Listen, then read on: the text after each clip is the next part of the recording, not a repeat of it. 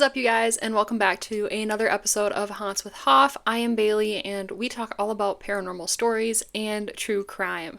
Now, I have to give a shout out because I noticed something when I started this video.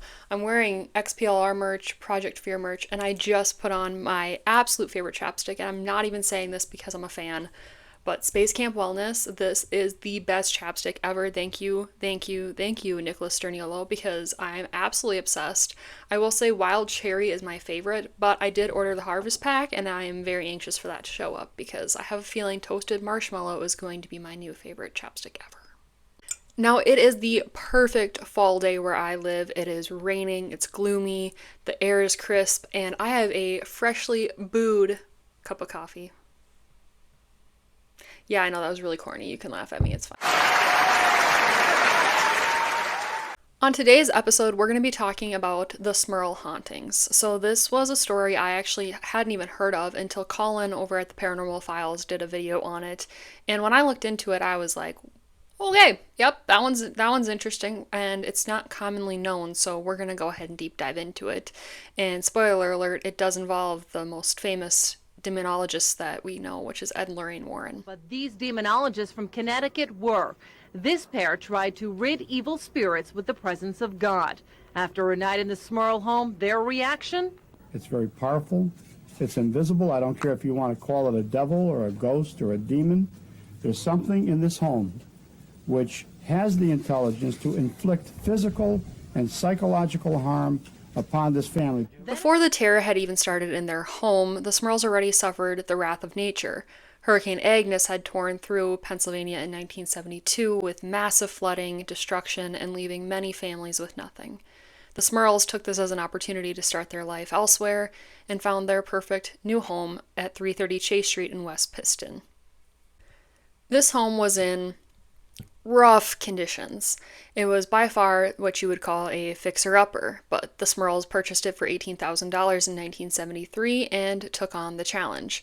They saw it as a perfect home, as this duplex could house both them, their daughters, and even Jack's parents. Before the headlines and before the investigations or anything even happened, let's talk about the Smurls, and they were just your average family. Jack actually worked at Topps Chewing Gum just nearby, which was where baseball cards and the famous Bazooka chewing gum was produced. Janet was the stay-at-home mom who took care of the daughters, taking them to school, and was an avid churchgoer and very involved in her community. Their mornings started like any other family's: cereal, cartoons, the sound of Jack's car warming up in the driveway, and their evenings met with dinners around the table, prayers, just your average family. But the stillness of that ordinary life, somewhere between the smell of fresh paint and the laughter of their kids, was something else, something much more sinister that the Smurls hadn't seen quite yet. As we start to get into the paranormal accounts, I will say that there are a lot, and across several years. We will kind of go through them in order and deep dive a little bit into each one of them, but I will also put on the screen here a brief overview of kind of some of the accounts that had happened at the home. But just shortly after moving in, they started to already notice little things. Doors opening and closing on their own, footsteps in empty rooms, and just the sense that someone else was with them.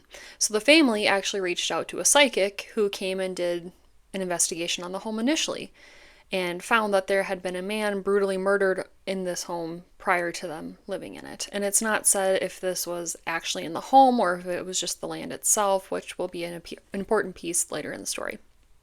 Shortly after the psychic's visit, things started to increase even more. The family was doing those renovations, and they had just replaced the carpet in one of the rooms. And shortly after they replaced it, there was a unidentifiable stain on the carpet. Couldn't find out what the source was or how it happened, and despite all efforts, the stain would not be removed. This is also when Jack started to notice his tools going missing from his workshop. He would lose hammers and screwdrivers, and they would disappear for days on end, just to be found in the attic or the basement of the home. They also experienced something that I find kind of crazy, is their TV was actually unplugged, but somehow, unexplainably, started on fire. Janet also started to have occurrences specific to herself where she would see a black, faceless figure moving throughout the home, and specifically in the kitchen. It would go through the walls and kind of almost follow her around in a sense. The daughters even started to report to their parents they were seeing things of people hovering over them in their beds at night, and they would see people walking through the hallways when there was no one actually there. Of course, we have our typical activity, the rocking chairs rocking on their own, footsteps in empty rooms. Cold spots were starting to appear at this time also, and this is where things started to get a little bit more intense for the family. Janet had reported that she believes she was by an incubus, and at that time, Jack had also admitted he felt he was being by a succubus. He described his as being an older woman with fiery red eyes and scaly-like features. The family also had a dog. His name was Simon, and there was occurrences where he would be thrown across the room from an unseeable force. Now, we know in the paranormal that dogs are more sensitive, so maybe the dog was starting to notice things and catch on and angered the spirits that were there. Janet also had another occurrence where she had been lying in bed and felt that a hand reached through the mattress and grabbed her neck. Okay. Jack even had instances outside of the home. He would be at work or on camping trips and just felt that there was someone with him. But one of the ones that sticks out the most and leads me to believe it was something demonic is on one of the daughters' confirmation days, a ceiling fan had fallen and just nearly missed one of their daughters. Things weren't just happening inside the home and just to the Smurls, but also now neighbors were noticing figures moving through the home when it was supposedly empty, even having weird light anomalies happening and starting to hear some eerie screams coming from the house.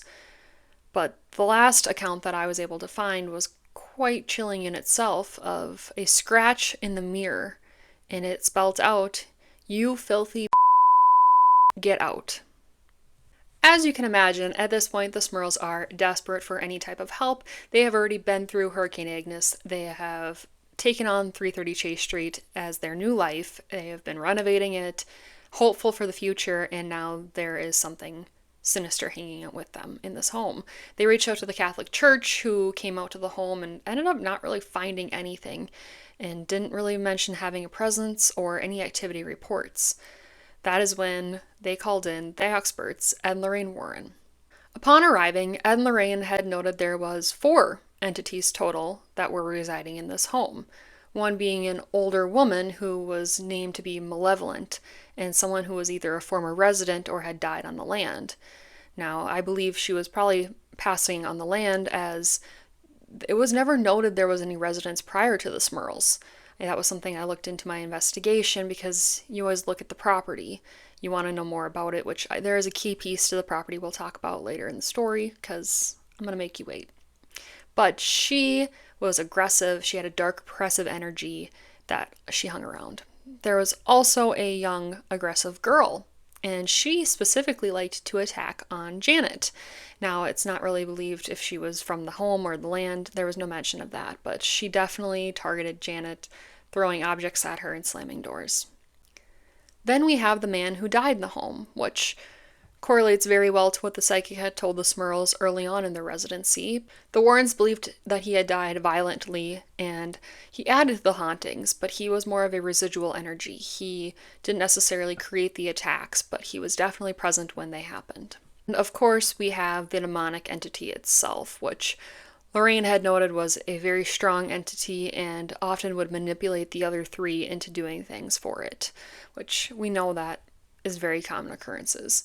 It was a very intense evil energy, and it escalated many of the attacks on its own.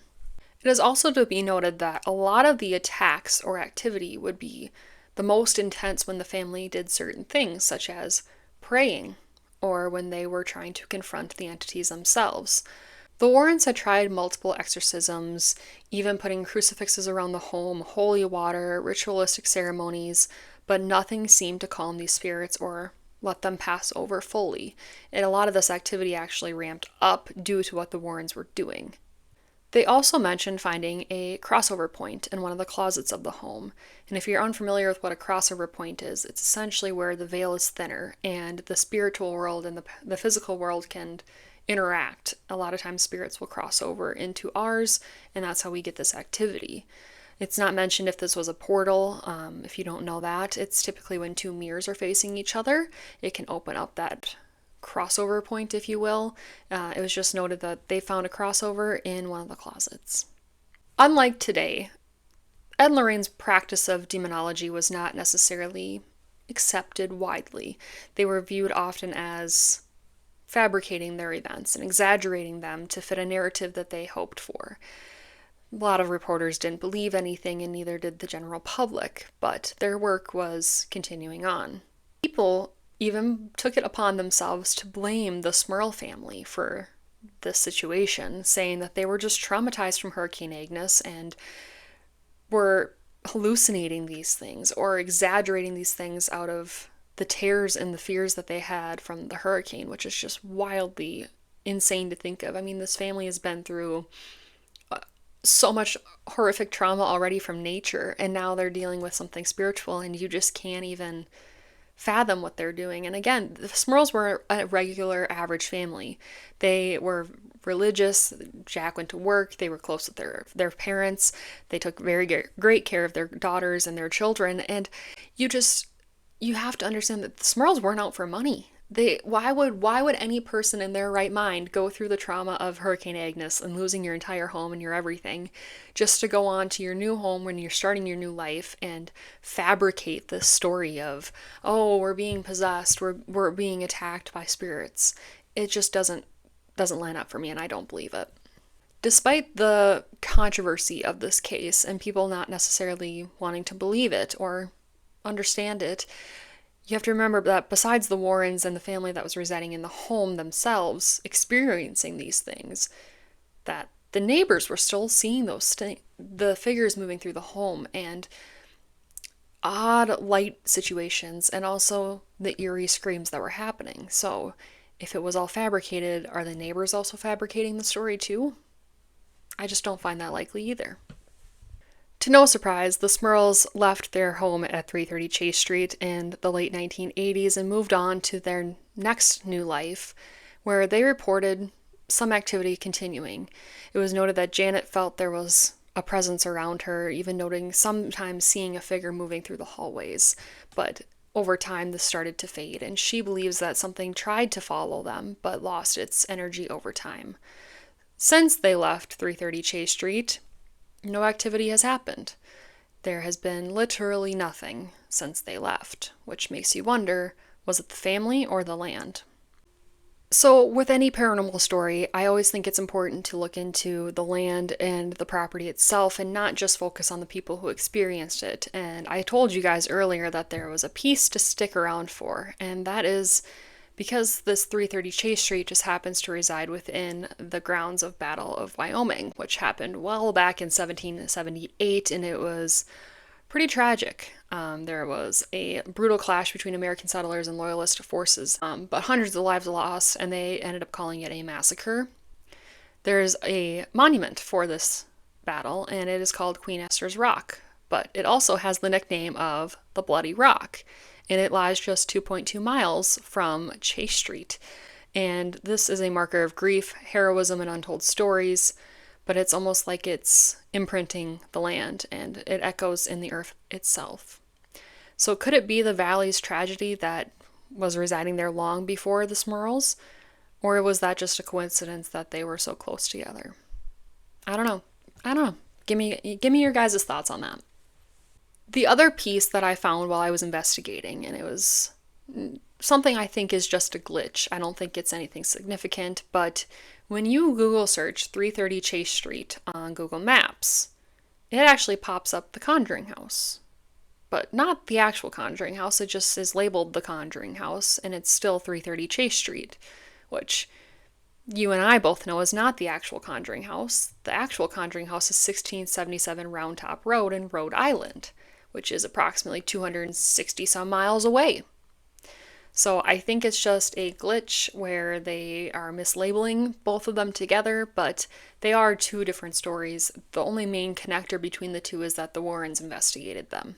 Hey, hi, just editing Bailey coming back in here real quick, because did we all just realize that the Conjuring House on 1677 Round Top Road is no longer labeled the Conjuring House? And also, the photo is blurry. And it doesn't even say it's a house, it just says building.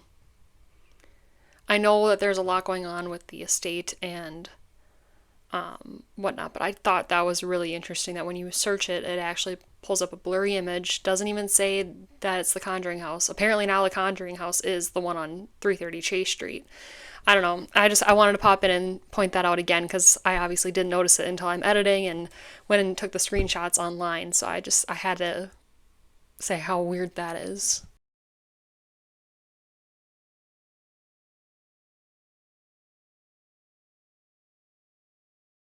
All right, thank you guys so much. That is going to do it for this episode of Haunts with Hoff. If you made it to this point, I can't appreciate you enough. So please do all the great things to this video, like it, share it, subscribe to the channel, and most importantly, comment below. Let me know your thoughts on this Smurl case, and if you've got any paranormal locations, stories, or even true crime that you want me to talk about next, because I'm taking all suggestions. I'm wide open to that. I would love to just keep doing this. It's super fun for me. I really enjoy doing the research section and finding out more about these places, and just hopeful that one day I'll actually be able to go out and investigate on site. So help me get there. Let's continue this growth. And as always, stay spooky. I'll see you guys in the next one.